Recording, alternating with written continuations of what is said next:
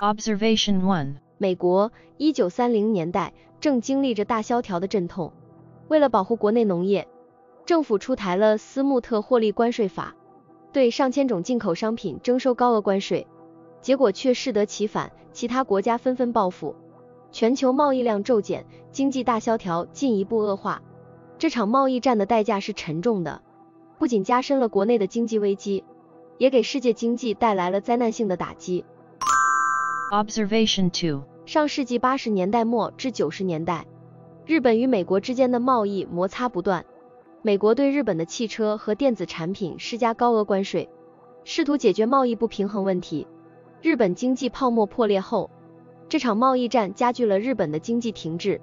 导致了长达10年的经济衰退。在这个失落的10年里，日本的年轻人面临就业困难，整个国家的创新活力受到抑制。Observation 3. 21世纪初，欧盟对美国的决策感到不满，尤其是在钢铝关税问题上，美国对欧盟钢铝产品征收高额关税，导致欧盟迅速采取报复措施，对从美国进口的摩托车、牛仔裤等产品同样加征关税。这一举措影响了跨大西洋的贸易，损害了双方的经济利益，并引发了消费者的不满。Observation 4. 在全球范围内，贸易战亦有其影子。巴西作为新兴市场经济体，采取了一系列保护主义措施，包括提高进口税，来保护本土产业。这些政策在一定程度上保护了巴西的制造业，但同时也导致了国内市场商品价格的上涨，限制了消费者的选择，降低了经济效率和竞争力。Observation 5. 2018年，美中贸易战升级，美国对中国大豆征收25%的关税，这个举措直接打击了美国农民的生计，因为中国是美国大豆的最大出口市场，农民们看着眼前成熟的大豆，心急如焚，收入锐减，许多人不得不寻求政府的补贴，而在中国，豆农却因国家的补贴政策而收获颇丰。大豆战争在两国农民中造成了截然不同的命运。Observation 6. 美国2019年，科技行业成为贸易战的最前线。美国政府将华为列入黑名单，禁止美国公司与之交易。这一决策不仅震动了全球科技产业，也让华为的供应链受到严重冲击。在此之下，华为加速自主研发芯片和操作系统，力求自给自足。而美国的许多芯片制造商因失去华为这一大客户，销售额大幅下滑。两国科技行业都感受到了贸易战的严寒。Observation 7. 澳大利亚2020年，因为政治因素，中国对澳大利亚葡萄酒征收高达200%的反倾销关税。这一政策让澳大利亚葡萄酒出口商陷入困境，一夜之间失去了最大的市场。澳大利亚的葡萄园主们纷纷寻找新的买家，但是新市场的开拓远没有中国市场来的容易。这场贸易战不仅影响了葡萄酒行业，也波及到了澳大利亚的整体外贸形势。Observation 8. 加拿大2018年，美国突然对加拿大龙虾征收10%的关税，这让依赖出口至美国的加拿大渔民感到震惊。作为对策，加拿大政府迅速与欧盟和亚洲国家签订新的贸易协议，打开新的市场。加拿大的龙虾出口逐渐减少对美国的依赖，但这场贸易战让许多渔民的生计一度岌岌可危，他们的生活变得充满不确定性。Observation 9. 厄瓜多尔为了保护本国香蕉产业，与欧盟之间的贸易战持续了数十年。欧盟偏向于从前殖民地进口香蕉，施加限制性关税。厄瓜多尔作为世界最大的香蕉出口国，对此深感不公。经过长时间的争议和谈判，欧盟最终同意降低关税。但这场贸易战让厄瓜多尔的经济和农民长期承受着巨大压力。View. 贸易战，一个简单的词汇，背后却隐藏着国与国之间错综复杂的经济争斗与政治博弈。在这个全球化紧密相连的世界里，贸易战不仅仅是关税的提高，更是一场涉及到每个人生活的经济大戏。一直以来，它像是国际政治舞台上演员们手中的棋子，时而为了保护国内产业，时而为了回应国外政策，时而为了重塑国际秩序。但是，贸易战真的能够达到预期的效果吗？让我们拭目以待，通过一些历史事件来揭开这层神秘的面纱。例如，20世纪30年代，美国通过了著名的斯穆特获利关税法，试图通过提高进口关税来保护国内产业，结果却是激化了经济大萧条，国际贸易量大幅缩水。这一历史教训告诉我们，贸易战的结果往往是双输。再来看看近代历史上的一个例子，美国和中国这两个世界上最大的经济体，在21世纪初的几年里，他们之间的贸易摩擦不断升级。美国为了减少贸易逆差，保护本土产业，对数百亿美元的中国商品征收了高额关税，中国也以牙还牙，对美国商品进行报复性关税。这场贸易战不仅影响了两国的经济，更波及到全球经济的稳定性。贸易战的成因多种多样，有的是为了保护新兴或衰退的产业，有的是为了回应他国的不公平贸易实践，有的则是为了解决长期的贸易不平衡问题。但无论出于何种原因，贸易战都会带来一系列的连锁反应，包括商品价格上涨、经济增长放缓、失业率上升，甚至是国际关系的紧张。在这样的背景下，许多人开始质疑，贸易战是否是一种有益的经济策略，它是否能够实现政治领导人所宣称的目标，或者它仅仅是一种政治手段，其经济后果并没有得到充分考量。我们可以从过去和现在的案例中学到什么？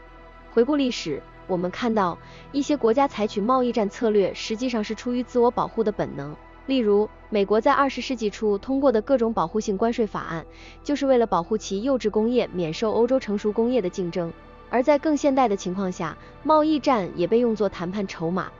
目的是为了迫使其他国家改变其贸易实践，或是为了达到更广泛的地缘政治目的。但是，贸易战的副作用往往是严重的，它们会损害消费者利益，因为关税通常会导致进口商品价格上升，这一成本最终由消费者承担。同时，其他国家可能会采取报复措施，从而损害出口商的利益，触发全球供应链的混乱。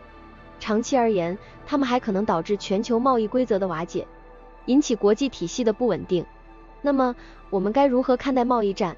一方面，贸易战可能是国家间争夺经济优势和政治影响力的必要手段，但另一方面，它们也可能是一种短视的政策，其负面影响可能远远超过短期内的利益。通过具体的历史和当代事件，我们可以看到贸易战如何在不同的国家和时代中展开，以及它们是如何影响了全球经济格局。比如说，美国和中国之间的贸易战就是一个典型的例子，它不仅影响了两国的经济，还对全球市场产生了波动。最终，贸易战是一个复杂的话题，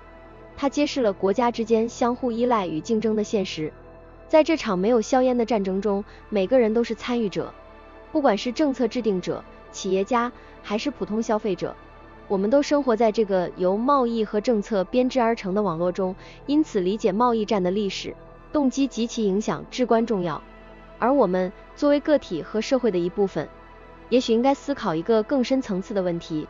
在追求国家利益的同时，我们是否也要考虑贸易政策对全球福祉的长远影响？在深入了解贸易战的复杂性之前，我们需要回望历史，审视那些在贸易战中扮演关键角色的国家在决策前的经济状况。以美国为例，在20世纪30年代初，正处于大萧条时期，失业率飙升至 25%， 工业产值几乎减半，民众生活陷入困境。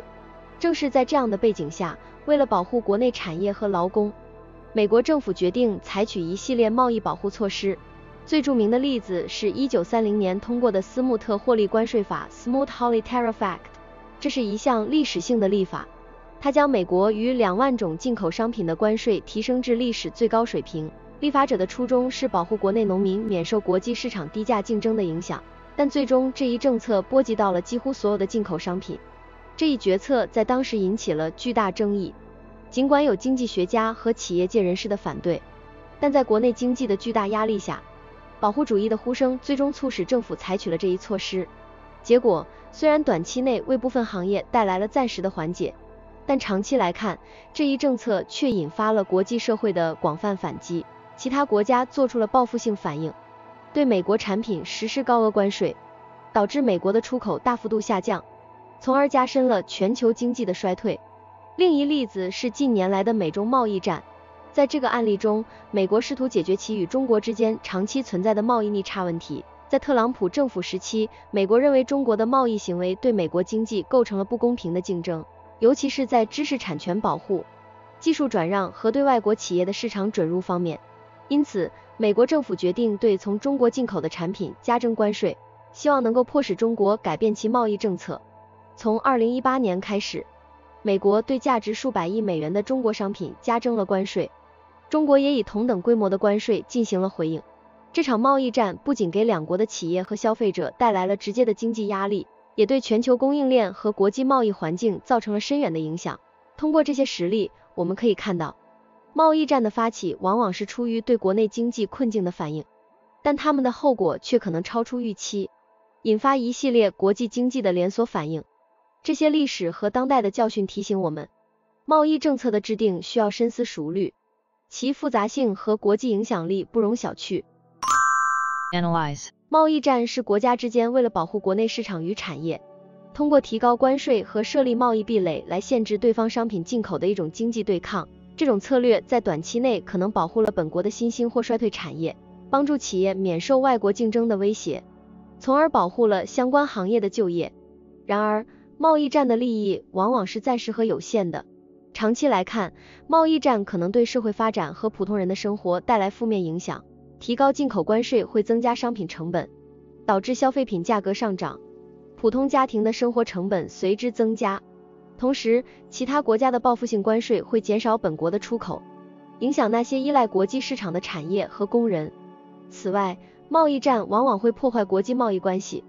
削弱全球经济的信心，造成市场不确定性，进而抑制经济投资和增长。对普通人而言，贸易战可能意味着更高的消费成本、就业机会的减少以及退休投资组合的波动。更广泛的，它可能导致全球化进程的倒退，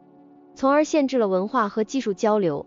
最终影响社会的长期发展和进步。因此，贸易战的决策者在采取行动时必须权衡其对国家和全球福祉的长远影响。